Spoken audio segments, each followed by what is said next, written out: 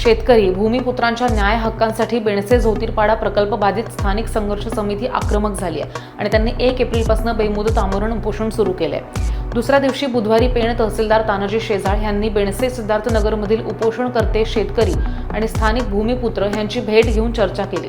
उपोषणकर्त्यांचं म्हणणं ऐकून लवकरच रिलायन्स व्यवस्थापनातील रिलायन्सच्या वरिष्ठ व्यवस्थापनासोबत बैठक लावून तोडगा काढण्याचं आश्वासन यावेळी तहसीलदार शेजाळ यांनी दिलंय। यावेळी तहसीलदार तानाजी शेजाळ यांनी शेतकरी आणि ग्रामस्थ यांच्यासोबतच रिलायन्सनं खोदकाम करून अडवलेल्या पूर्वापार वहिवाट ह्या येण्या जाण्याच्या रस्त्याची पाहणी केली। शेतकरी, पशुपालक, मच्छीमार यांचं होणारं नुकसान ह्यावरती भरपाई, संरक्षण भिंत बांधू नये, सुशिक्षित बेरोजगारांना नोकरीमध्ये प्राधान्य देण्याबाबत ह्यावेळी चर्चा केली। यावेळी बेणसे झोतीरपाडा प्रकल्प बाधित स्थानिक संघर्ष समितीचे अध्यक्ष बबन अडसुळे, उपोषणकर्ते तथा माजी सरपंच सौ स्मिता कुथे, सौ कल्पना अडसुळे, योगेश अडसुळे, सचिन कुथे यांनी तहसीलदारांना जोपर्यंत आमच्या 8 मागण्या रिलायन्स नागोठणे व्यवस्थापनाकडून लेखी स्वरूपात मान्य होत नाहीत तोपर्यंत आम्ही उपोषण सोडणार नाहीत असा इशारा सुद्धा दिलाय।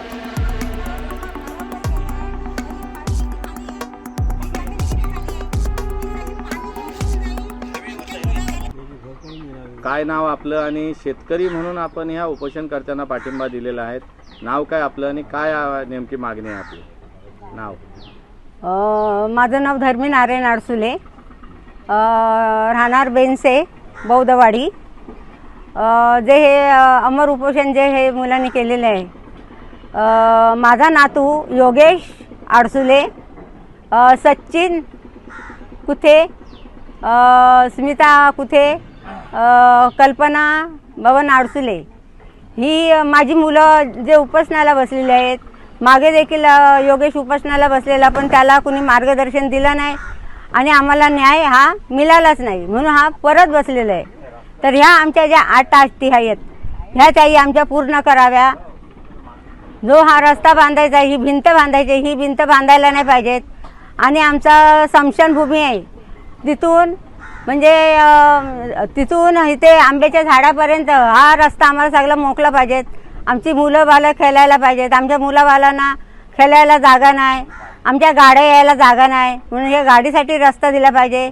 आणि भिंत बांधायची त्याही बंद केली पाहिजे। आणि जो भराव जो केलेला आहे इकडे खाडीमध्ये, खाडीच्या बाजूला जो भराव केलेला आहे ते मच्छीमारवाले आहेत, त्यांना देखील धोकादायक आहे। कारण मच्छी मारून ती मुलांची पोटं भरतात आणि काम नाही ना धाम नाही, मग ते मच्छी मारूनच मुलांची पोटं भरतील ना, कामालाच नाही। आणि आमच्या गावामध्ये गुरं आहेत, गुरंवाले आहेत, त्या गुरांना चरायला जागा नाही, त्यांना पाणी पियाला जागा नाही। हां, आणि इथे तो पाईप कुठला फुटला, तो सगळा खराब पाणी जात आहे, तो पाणी पिऊन ती ढोरं पण मेली, अशी ती 4 ढोरं मेली। परत आता हा पाऊस जर पडला तर हा सगळा भराव खाडीमध्ये जाणार आहे। आता आमच्या खाडीमध्ये आम्ही भात, मूग, हरभरे, वाल, पावटा, तुरी या असं आम्ही कडधान्य पिकवतो। मग ह्याची सगळी नुकसान होणार आहे, म्हणून नुकसान झाली नाही पाहिजेत आमची। आम्हाला शेताची काय भरपाई द्या, नाही तर आमच्या जमिन्याच घ्या। ते भरपाई आम्हाला नकोच, मी बोलते आमच्या जमिन्याच घ्या, कारण भरपाई देऊन झाली तुम्ही वारंवार काय आम्हाला भरपाई देणार नाही आहोत, म्हणून ते आमच्या जमिन्याच घ्या तुम्ही। आणि जर जमिन्या घ्या आणि आमच्या मुलांना पण कामाला लावा, कारण IPCLला जेव्हा आमचे नवरे कामाला लागले, ते कामाला लागले पण त्यांच्या मुला करत नाही। आणि ऐकून आपल्या गावात करणार शिक्षण आहे काय मुलांना? मग आता जी लागली ती लागली, आणि उन्हाळी आहेत मुलं, कोणाला कामधंदा नाही, ती पोटं कशावर भरणार सांगा बघू? त्यांना जर कामधंदा नाही, जमीन गेल्या लुचपणगी झाली, मोली मजुरी करून खातात। आता मोली मजुरी कुठपर्यंत खातील? आपली जमीन आहे ते, आपली जमिनीची सत्ता गेलेली आहे, मासली मरत नाही, मासलीला धोका आहे, माणसांना धोका आहे, सगळ्यापासून धोका कंपनीचा आहे।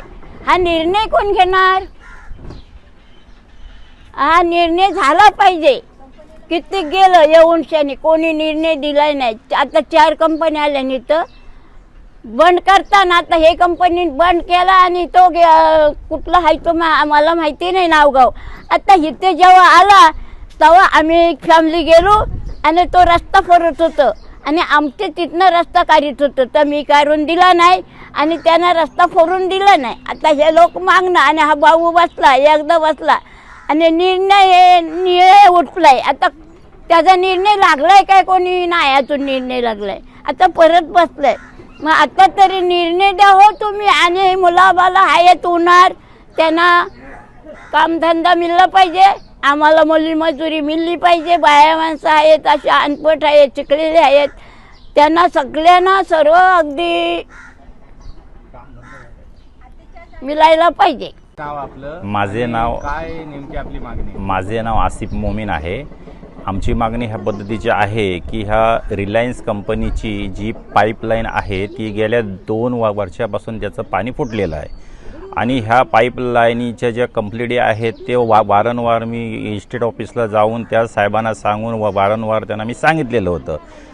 परंतु ती काही त्याही लाईन बंद केलेली नाही आणि ती लाईन न बंद केल्यामुळे माझ्या 18 ते 20 गायी आहेत. दूध असतं एका गाईला, ज्या गाईला 5 लिटर दूध होतं त्या गाईला आता फक्त 1 लिटर 2 लिटर ह्या पद्धतीनेच आता त्यांना हे दूध आहे आता. तर त्या गाई दुधावरून फारशा केलेल्या पण आहेत. मागं त्यांना ते गाई पाणी वगैरे पिऊन गाई माझ्या मेल्या पण बऱ्याच.